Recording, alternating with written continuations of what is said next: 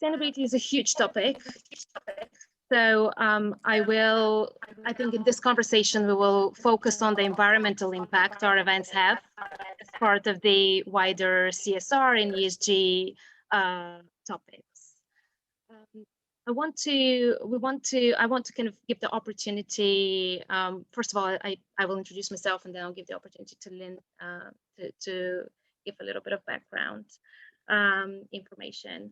I work on the on part of the sustainability working group within EMA. I also sit on the council of EMA, and then my day-to-day job is I work for a company called General Assembly, which I mentioned earlier, which is a reskilling and upskilling organization. We work with various organizations to kind of take their entire teams cross-functionally on their digital transformation journeys in various disciplines.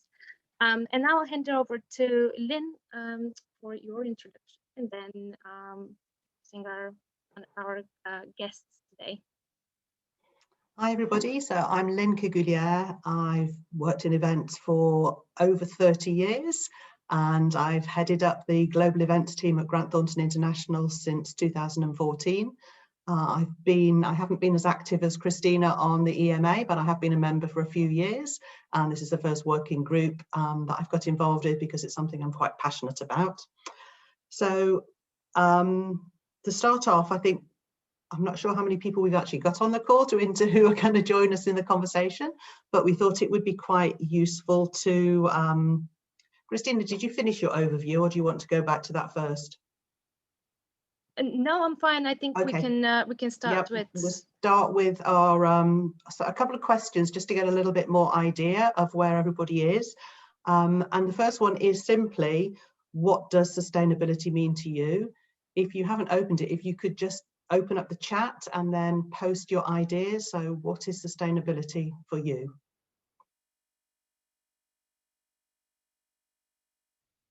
Silence. I did actually look it up on Wikipedia thinking, what is the official definition of sustainability? And they came up with a fairly scientific definition, I guess, where it said sustainability is the ability to exist constantly. In the 21st century, it refers generally to the capacity of the Earth's biosphere and human civilization to coexist, which kind of summed it up quite nicely. I similarly to you, I was reading about sustainability in different forums, and there was this big argument between people what sustainability means, and at the end somebody wrote something which was just very true. They said, you know, it means different things to different people, and the problem is not that people value different things, but if people from different communities get together and talk about sustainability and everyone means a different thing, then that is a problem because it devalues the term. As people, you know, they filter out the concept as meaningless just because it means different things to different people. So I'm curious to see what your definitions are. Yeah, there's some interesting ones coming up there. And for those of you who actually answered the polls that we sent out beforehand, we got some interesting feedback. We had about half the people returning their answers. And for example, we had 35% of respondents who actually have a sustainability plan in place already, which is probably a lot more than we would have had a few years ago. But only one of those actually implements their plan all the time. The others work some of the time, depending on the events. But on the contrary, 64% of people actually have a budget, a specific budget in their for their events related to sustainability. Most of them, it depended on the actual event, but then again, there was one person who had it the whole time, which I thought was quite interesting. So it looks like we've got quite a few comments there, which is great. So if we move on to another question, the second question, which is, what are your top 3 sustainability tips or actions that you are currently taking either as an individual or as an organization? So if anybody has a top tip or something that to them is the most important action they are taking for their events in particular. I can tell you from the poll that 50% of our respondents actually measure their sustainability efforts. Half of those people do it sometimes, and some of them all of it, but obviously, you know, there's still 50% of us that could be trying to measure a little bit more how sustainable our events are. You know, we probably then see either the good news or the bad news that we've got a long way to go, or we're not doing too badly. And the best answer we got was we had over 90% of respondents do actually speak to their suppliers about their commitment to sustainability. Although for most of those people, it did depend on what the actual event was or who the supplier was. So I guess, you know you're going to get a better response with some of your suppliers than you can manage with others, especially when it comes to venues. So we got some good answers coming in. For a moment, I thought it said recycle bananas. It says recycle banners. Yeah, some good stuff coming through there. Okay, so we're going to introduce you to some experts we have with us today. So delighted to have with us Melanie Delaplanche and Abena Poku-Awuah, which I hope I've said correctly after a bit of practicing. So Melanie is a sustainability consultant slash expert in the events and tourism industry, and she supports organisations integrate sustainability into their strategy through a collaborative approach and measurable objectives. So somebody we all need to speak to, I think, or want to. Abena is a sustainable events producer and the founder and managing director of Legacy, which is a sustainable events agency and consultancy. And Legacy help companies organise virtual and in-person events whilst considering the environmental impact of the event, its carbon footprint, and its potential for positive social change. Carbon footprint is an interesting topic we were just talking to Abena about. So the first question that we'd like to put to our experts is, well, where do we start? You know, some people have started, some people suggested perhaps it's, you know, is it something we should even be getting involved in? Some of us have started, and if we have, where can we make the biggest expert? So where do you advise us to go from here? Well, I get started with that. I think the first thing to do is to look at where you are and what's already being done. I noticed that a lot of my clients want to be more sustainable, don't know where to start, but most of the time they already have quite a lot of things going on. It's just a question of trying to regroup all the actions and initiatives that are in place to valorize them and to leverage what is already being done as a stepping stone to go further and start the sustainability journey, if I may say. So I would say, yeah, the first step is to really evaluate where you start from. Then you need to train and engage your staff. As you know, we were discussing in the very beginning, people don't all have the same definition of sustainability.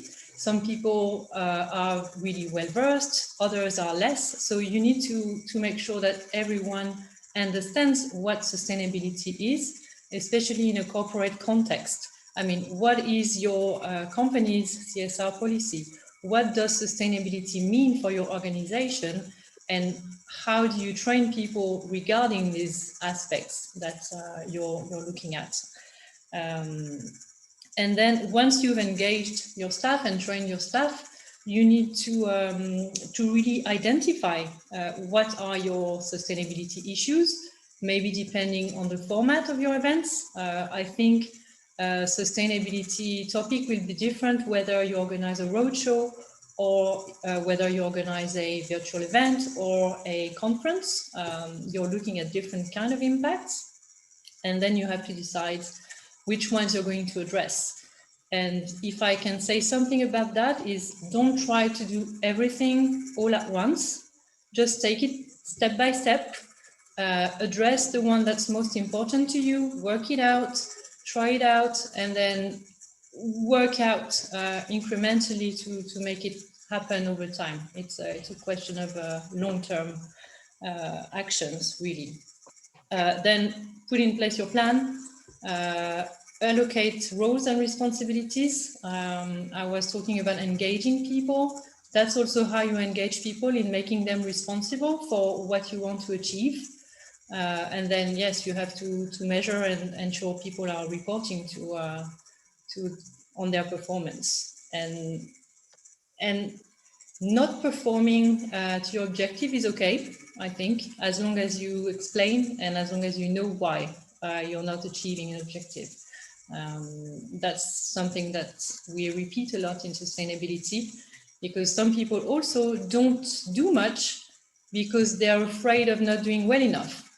Well, anything is good as long as you're trying and as long as you have the resources and the willingness to change things. Melanie, just to jump in here, I was quite curious, kind of looking at what's come through the chat, but also based on your experience with clients, what would you say, if you're able to at all, what would you say are like your clients' top 3 sustainability priorities? If you were able to kind of summarize it, like which would be the top 3 things that come to you with? Well, I would say waste is a big topic. Transportation. I mean, that's the main impact for most events, is transportation, food, and transportation, food. What did I say? Waste. And waste. Yeah. Mm-hmm. And maybe Abena has something to add to that, but I would say that's really the main aspects. Yeah, I would agree. And I think I get that question all the time, where do we start? And it's a very daunting subject. And we talked earlier about definitions. And to me and the team at Legacy, from an events point of view, sustainability really is the ability for us to run our events, for us all to run events without compromising the ability of other people to run events in future. And we like to talk about future generations, but it's not future generations anymore. I'm sure you've all seen the news. These impacts are happening now, so we don't have 60 years anymore to waste.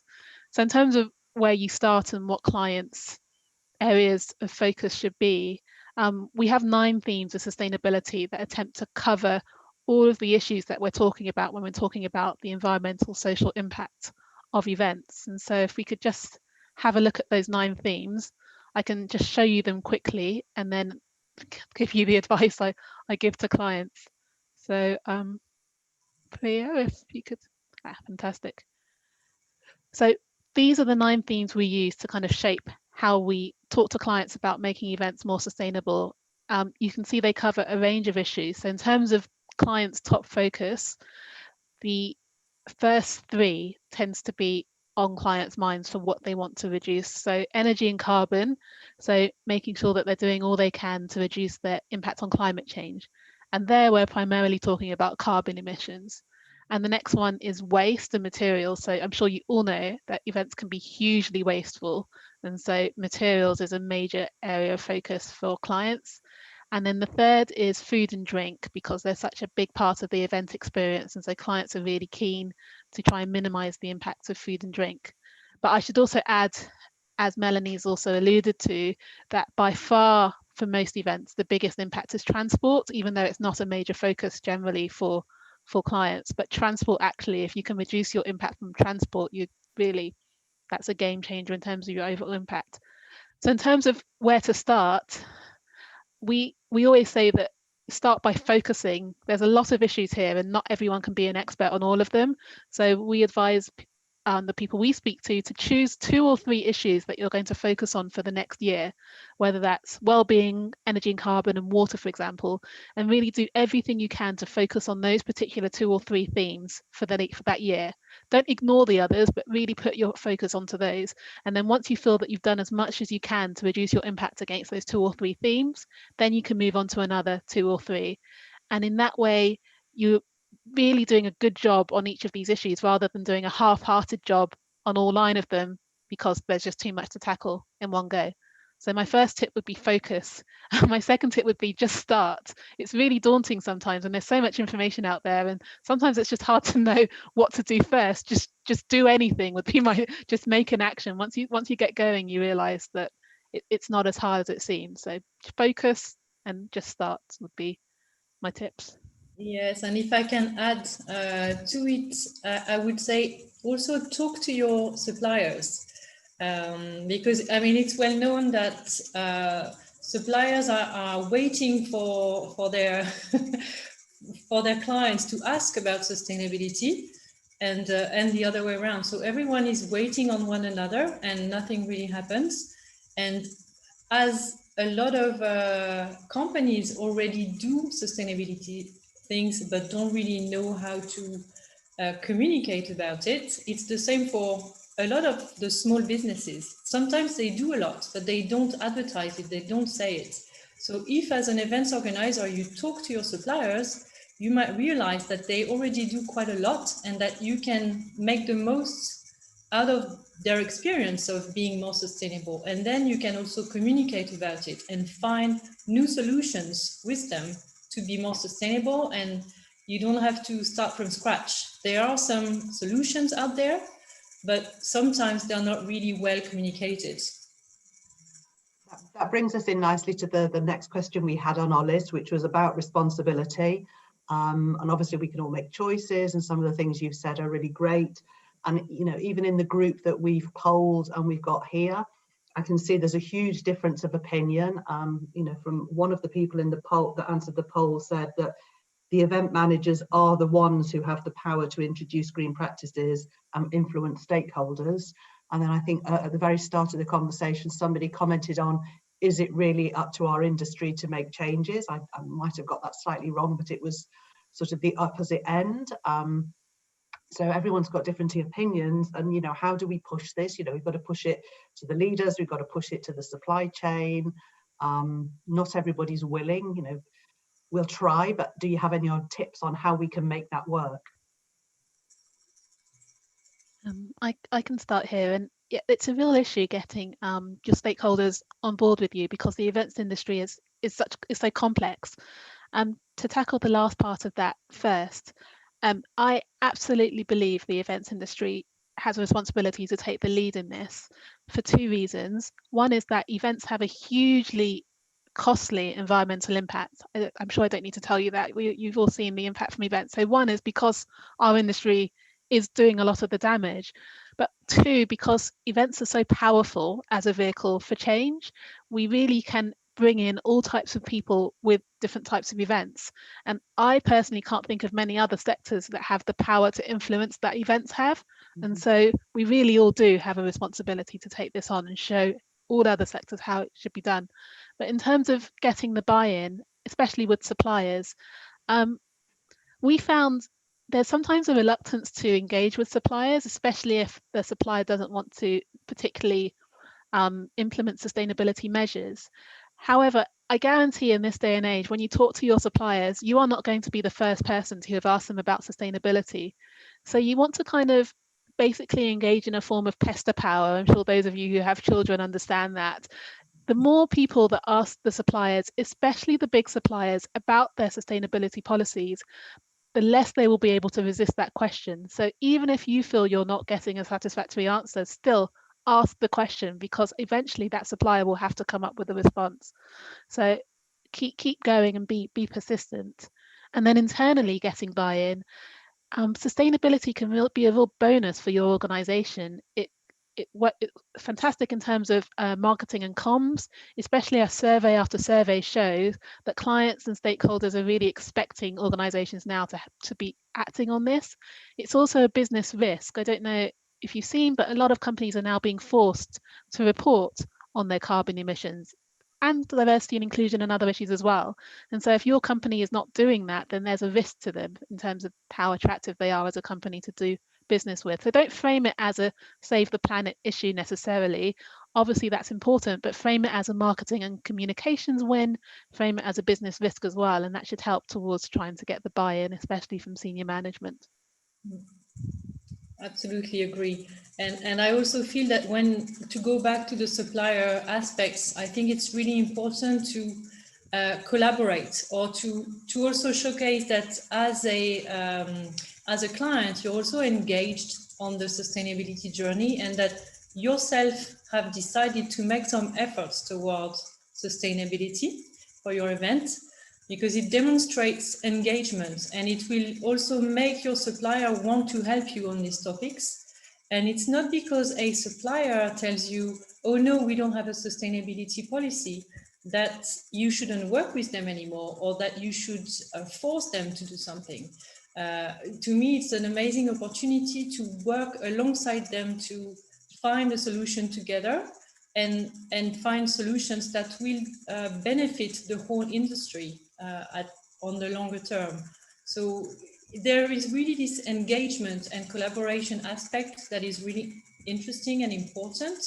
That's also one of the pillars when you put your sustainability policy or CSR policy together, is your stakeholder engagement and dialogue. That's fundamental to be able to get everyone on board. And last thing, you also need to follow up. I mean, it's not about just asking in an RFP for sustainability credentials. It's also about when you're planning your event, keep asking questions. Don't just let it sit on an RFP document. Make it live through all the cycles of your event, and debrief with your suppliers about how they perform on sustainability, because that's also how you're going to keep your suppliers engaged on this topic. That's amazing. Thank you. We just had a question in the chat talking about suppliers. When do you see it being a deciding factor over choosing one venue or supplier over another? That came from Christopher. Thanks for the question. It depends how serious you are about your sustainability journey. Obviously, I'm biased, so I'm going to say that sustainability should be a deciding issue on whether you choose one venue or another. But, you know, I'm realistic. I understand that there are long-term relationships in place that are not easy to sever. So I'll start by reiterating what was said earlier, is that event managers have the power, have the budget, so you can decide. So remember that.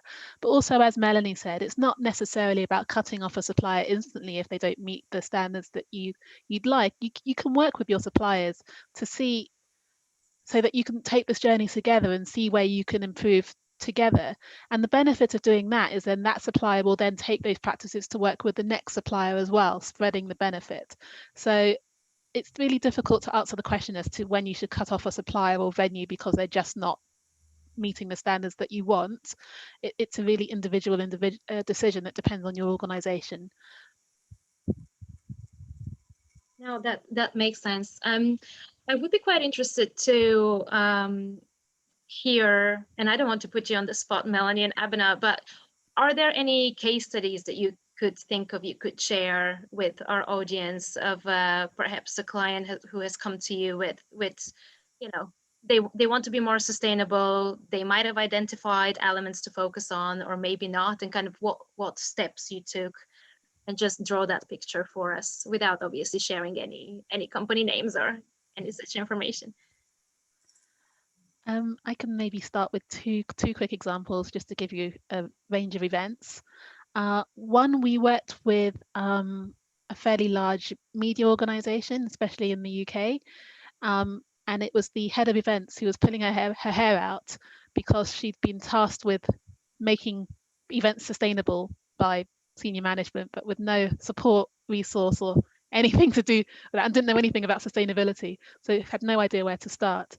And so I was put in contact with her, and she was absolutely phenomenal, like so many people working in events, really driven, really creative, just needed to be set on the path of what to do. So I worked really carefully with her, looking at her processes, looking at her plans, and again worked with her in terms of focusing on what were the key themes she was going to work on for the next year, which just made it seem less daunting straight away.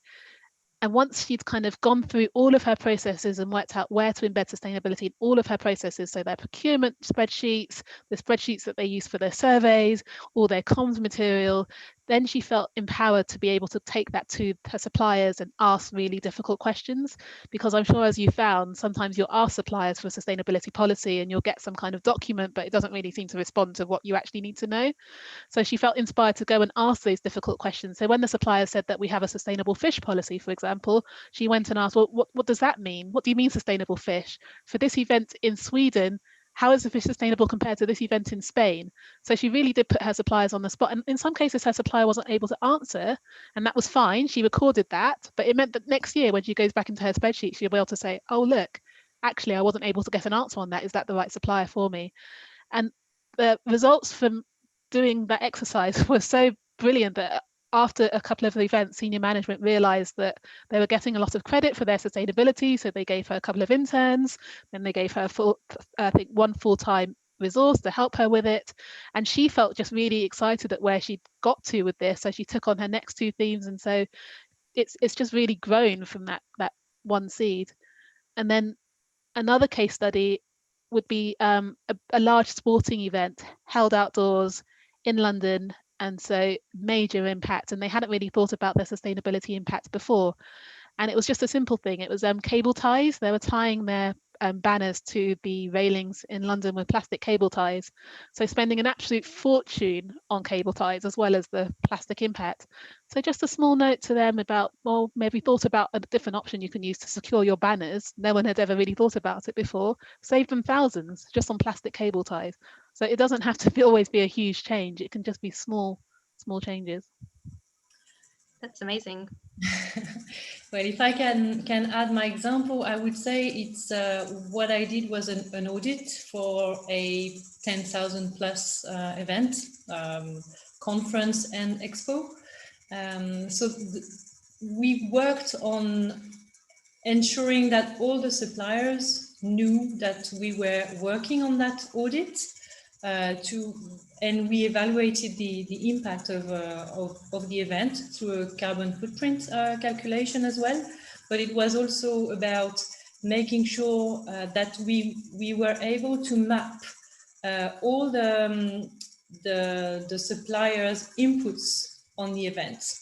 And so we tried to we did this carbon calculation footprint, and then worked on the report with some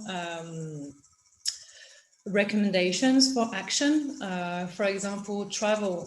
All the stands and people working on the stands, they were shipping their stands from all over the world, from Asia, from America. The event was in London.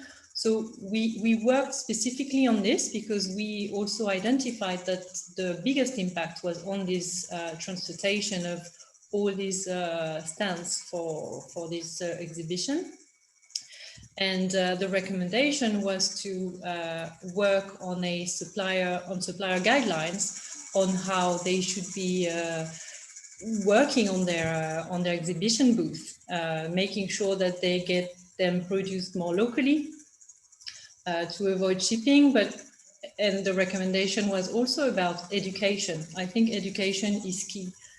Understand where your impacts are, and give some solutions and some help to the people who are responsible for the impacts, so they can make the changes themselves. And for the next event, what we came up with was for a reward for the exhibitors who would look into a less impactful exhibition booth, for example.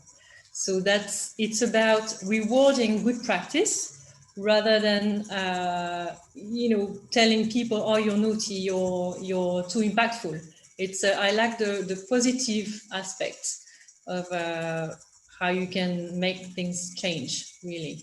So yeah, the way I work is really look at what's out there, where are the impacts, and then we decide where we want to focus. I mean, it very much comes back to what we were saying earlier of making sure you know what you're dealing with. I mean, you have to measure your impacts, before you can do something about it. You have to know what you're talking about. So that's, I think, the very basis of my work, and probably Abena's work as well, is to understand where you start from. Also try to get a vision of where you want to be, and start working out your plan to get there. I like Richard's comment, EMA awards for sustainable suppliers. Maybe, why not? Yeah. That's a great idea. Yeah. Can you extend it internationally as well, Richard? Amazing. These are some great examples. Thank you. Thanks for sharing. And as you say, it's it just takes, sometimes it just takes one step to get others inspired to continue that journey with you. But right now, I think we want to open the floor to everybody else in the meeting. I'll be interested to hear your comments, your reflections on the conversation so far, and where are you guys with your sustainability practices? Yeah, if you can please jump in, that would be great.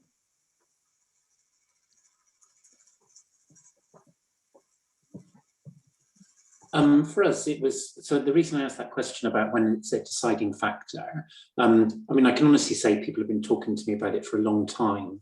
But it's only since working for Rathbones Investment Management, where we have an ethical investment arm called Greenbank, where it has been a deciding factor for me. So, for instance, we work with Savoy Place because they've got a great sustainability policy. So again, it's working with venues for that arm at the moment that are sustainable.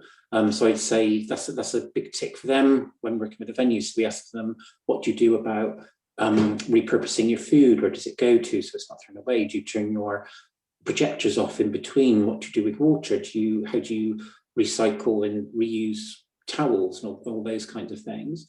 Also as well, for them, it's very much, we don't just give out delegate gifts for the sake of it. So if we were asking somebody to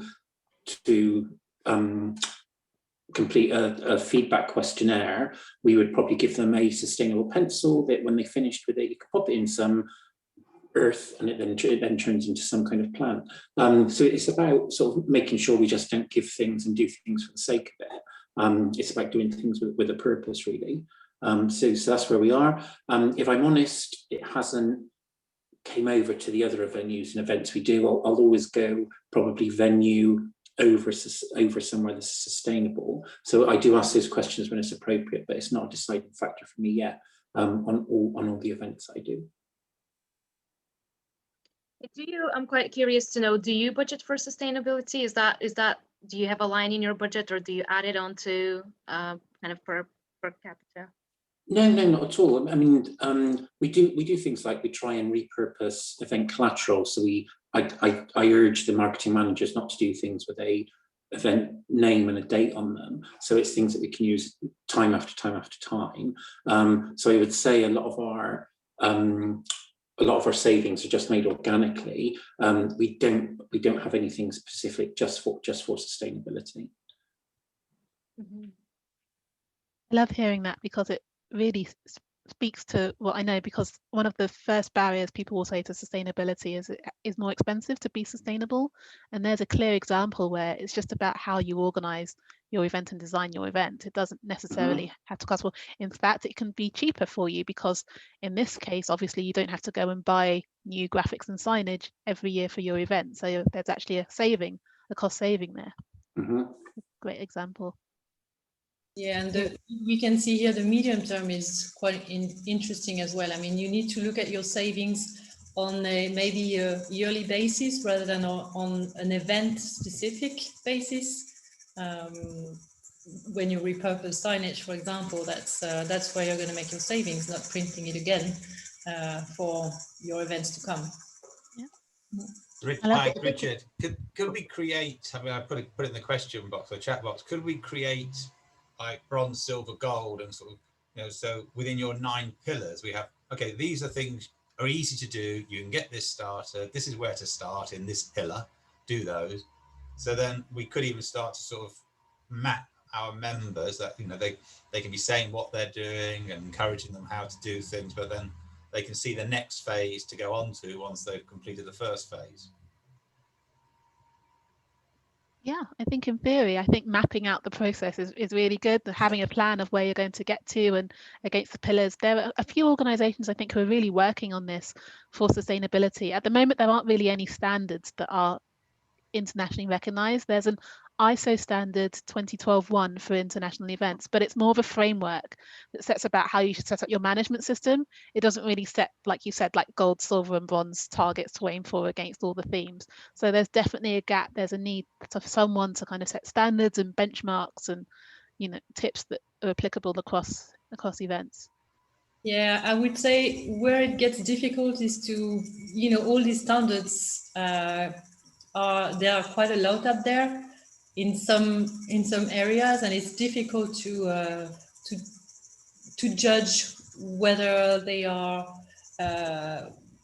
whether they do the job or not in terms of making sure your suppliers are sustainable. I mean, it takes a lot of time to make sure to verify that people are actually doing what they say they do. That's where I think the friction point is. Yeah. It's definitely needed. Mm-hmm. But I asked another question, because I don't know the detail, but I saw a very short brief. I mentioned it to everybody the other day that it's on LinkedIn. It was a TED talk, and it was about the issue about methane gas against carbon, and it basically saying if we can cut methane, it's 10 times more harmful than carbon.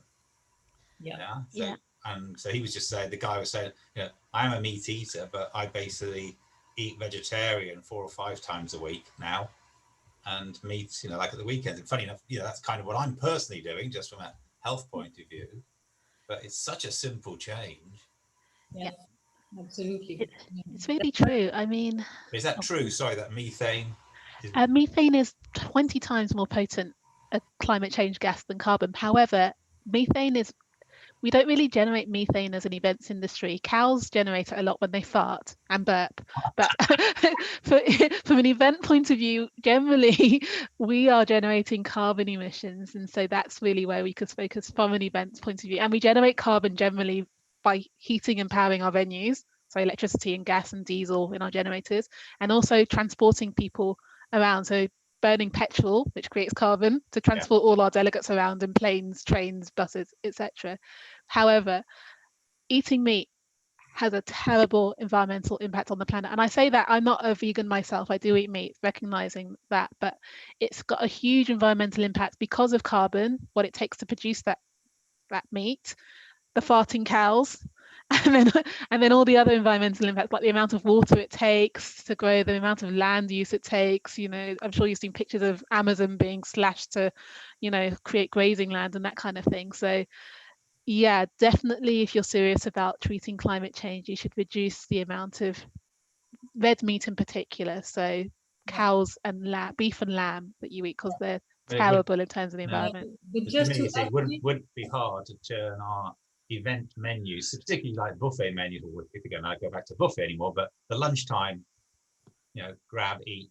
You can do amazing things with vegetarian food. You have to be really careful. We talked about this the other day, where you open up a can of worms, because, like, I agree, meat definitely you can reduce, but I was watching something the other day where they were saying, you know, they were actually asked to all pick a different dish and decide which has the most impact. And then, you know, you might be having asparagus that's been flown in from Guatemala, where actually your environmental impact is far worse than if you'd had a slice of locally produced beef. So there's a lot of measuring up to do. There's no right or wrong in every situation. So I agree on this, but I'll share some documentation about this. I mean, some studies shows that red meat is really much more impactful in terms of carbon emissions equivalent, and I'll go back to that. Local doesn't have such a very important part in the carbon emissions, contrary to what people think and what we've been accustomed to here. I mean, local is really important, but the meat has really a big impact. And I'm not a full vegetarian either. And just to go back on the meat, and Richard, methane is included in carbon emission calculations, because when you calculate carbon emissions, it's carbon emissions equivalent, which means that all the other gases are included in that calculation. But as Abena was saying, methane is 20 times more powerful, or has a 25 times more heating power than carbon. So when you calculate for 1 kilo of carbon, methane gets a 20.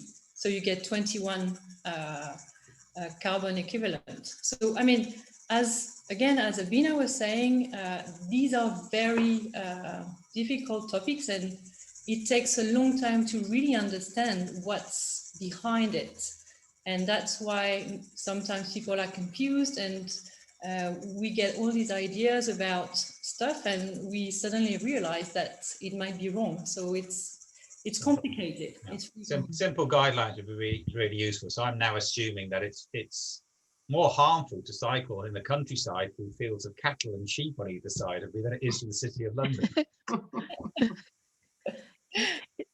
It's a real dichotomy. I think one thing to understand with sustainability is there's always a trade-off. There's no perfect sustainable solution that is perfect across those 9 issues I just mentioned.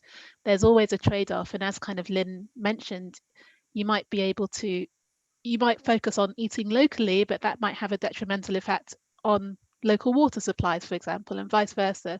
So I think you have to get comfortable when you're working in sustainability and trying to be more sustainable, is that you won't be perfect. Yeah, I've never organized a sustainable event, and this is what I do for a living. I've certainly never been to one. I hold my hands up. It's just doing the best you can with the facts and the data to hand. So trying to dispel some of the myths that we hear, and trying to make sure, as Melanie said, that you're informed on what your impacts are and that you're doing the best you can. Yeah, it's a question of balance, really. Balancing what's important for you as well as an individual and an organization. Hi, it's Anna. Can I just jump in? I just wanted to pick up on the point about asparagus as well, and that I had a menu tasting 2 years ago, well, about a year and a half ago for our Christmas party, and one of the starter options was asparagus. And I questioned the caterers and said, I don't want to eat asparagus in December because it's not in season then. It's a bit like now when I go to the supermarket, I'm not buying strawberries because they're not in season. So for me, it's about challenging suppliers and recognizing what is seasonal. We should be using local suppliers. We should be using local produce, supporting, getting wines from Sussex, for example. We don't necessarily need to import everything. So I think it's just about looking at making small changes, even just for menu items or your lunch items, and knowing the footprint and knowing how it's, gone from farm to table. I mean, I'm banging the drum. I've been vegetarian for 30 years. So for me, it's fairly easy. But we also did a staff engagement box that we sent out to all of our staff around the UK in September last year. And there were sort of 5 criteria that I wanted to cover. And there was a wellbeing element, the sustainability, no single-use plastics, and even the plastic that we did use. So we did snack pots, and they were all, vegetarian and vegan, and even the snack pots were compostable. And so I made sure that any plastic that was in there actually would break down very quickly and could just be put in someone's compost heap if they have something. So it was making sure that all those elements were ticked, and even the plastic we did have in there was recyclable and reusable. So we gave people hand sanitizers with a carabiner clip, but it was a refillable one. So you just unscrew the lid, refill it with your hand sanitizer and screw it up again, and that's it. You're not just going to use it and then throw it away. And the whole point is that they could keep using that. So I think there's a lot of ways that we can look and suppliers, and with the suppliers that are used for the branded merchandise for that particular box, rather than having it be slightly cheaper because it was coming in from China or wherever, we actually only use suppliers in the UK just to cut down on, and it was slightly more expensive per person, but only a few quid when you balance it out when you're ordering 1,000 pieces. And even our pens, our notebooks, I have it here. It's covered in a coating that is entirely antibacterial for the entire life of the product. And the pen, actually, when you touch it, it's antibacterial. So there's a lot of things that we can do.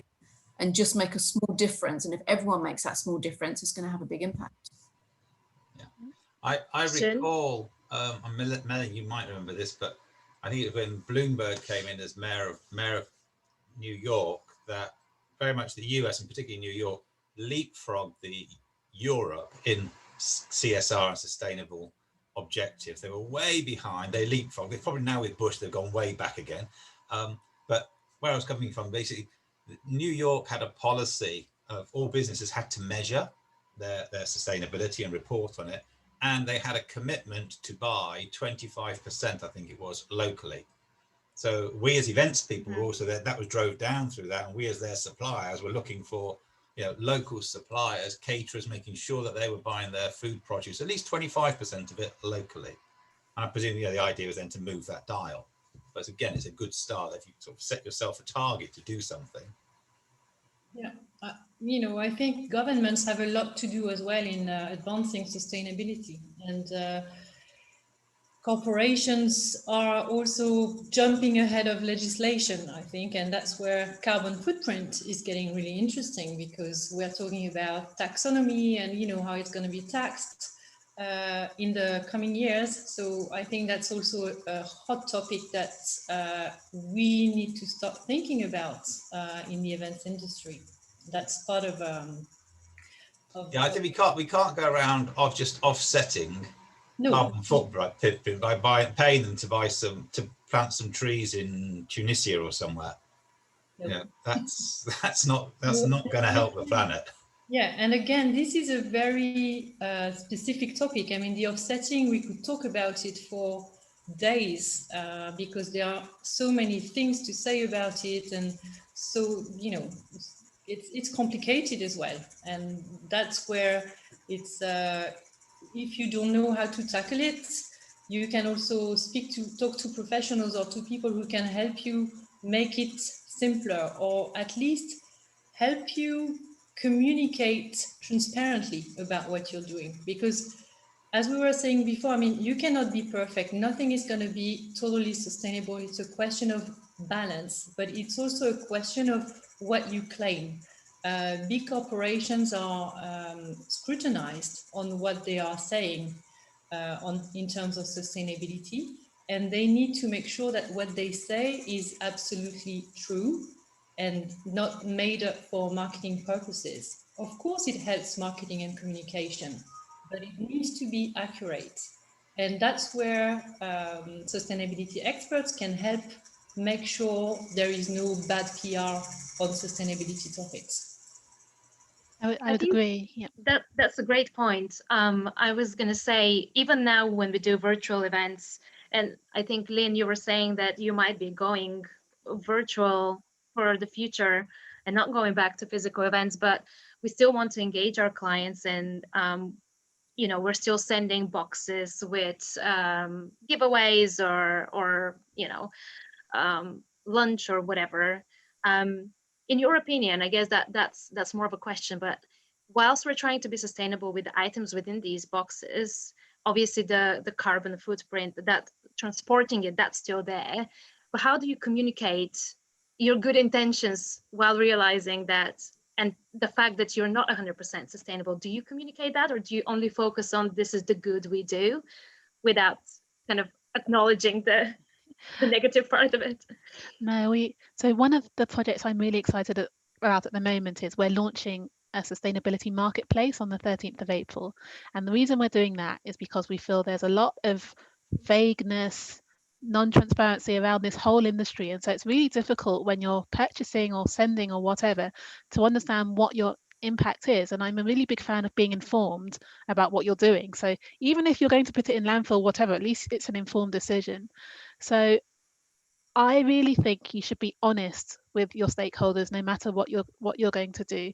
I feel that if you're honest and you're about it being part of your journey and you're doing your best, then you'll bring people along with you, rather than if you claim that your solution is the most sustainable ever and it's perfect, then you leave yourself open and vulnerable to criticism from others who then might find that actually your good intentions were not actually that good in the end because there was some hidden impact you missed. So I would always advocate, and I know it's difficult sometimes because sometimes they just aren't the suppliers that you need, or time is of the essence, so you feel you just have to do something.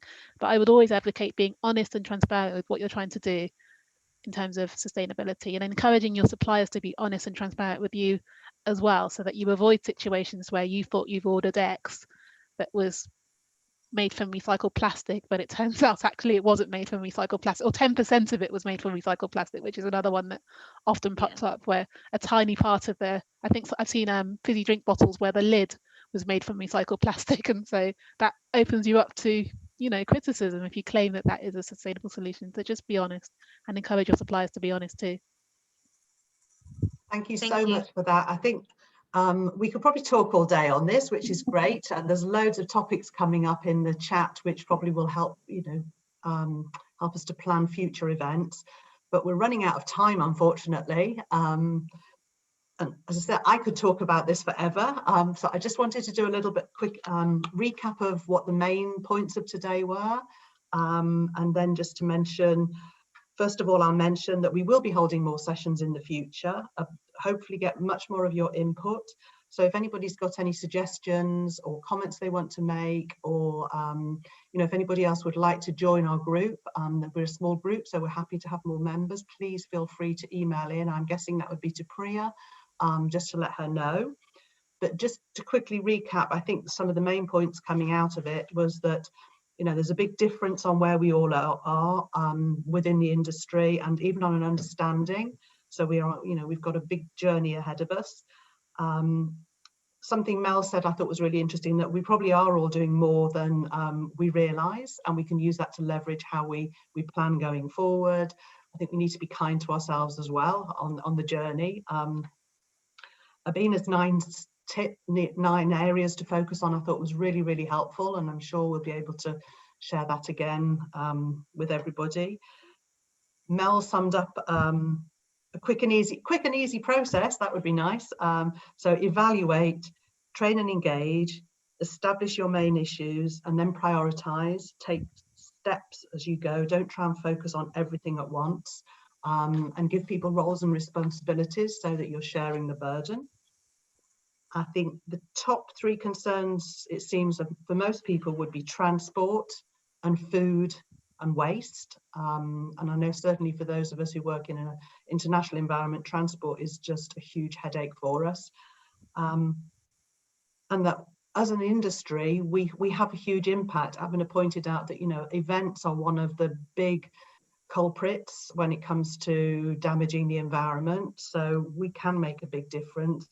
And we can reach a lot of people, that we have a lot of ways of reaching people. And as you said, just showing some of the things that people can be doing to help. But I think very importantly, what you said was, you know, nobody's going to be perfect. It's a minefield out there, and we can only do the best we can. And it's important to just focus on specific areas and take steps. Even doing a little something is better than nothing at all, and do that something well. So hopefully I've summed up your comments correctly, Abena and Mel, and thank you so much. And then I'm going to pass over to Christina just to close off with a few comments about some more general industry initiative. Yes, I just wanted to close out the session with an exciting initiative. We have been working with MNIT and a number of industry associations to basically to come together and continue the sustainability conversation and tackle sustainability from all angles, having all stakeholders involved and understand what it means for each association's members. So from our perspective, how do we work with our suppliers to drive sustainability? From Venue's perspective, what do they do to be sustainable? And so on. So on the 16th of March, we have an event, which there will be a keynote session, as well as we will run a webinar, a workshop. The workshop will be about an hour. We will do it on the Axis platform, which we've used before. But the keynote at the beginning would be with Guy Bigwood of the Global Destination Sustainability Index. So it will start at 9 a.m., planning to end at 10:30 on the 16th of March. We are looking for a few of our members to join. And so if you're interested, please let Priya know. But I think that will be, it's only the beginning of a great journey where we can collaborate cross industry, which is really exciting. And you know, we need your input to be able to drive that forward. So that's all I had to say. But big thank you to our guests today and to all of our members attending. And with that, I'll close off the session unless Priya or Richard have anything else to add.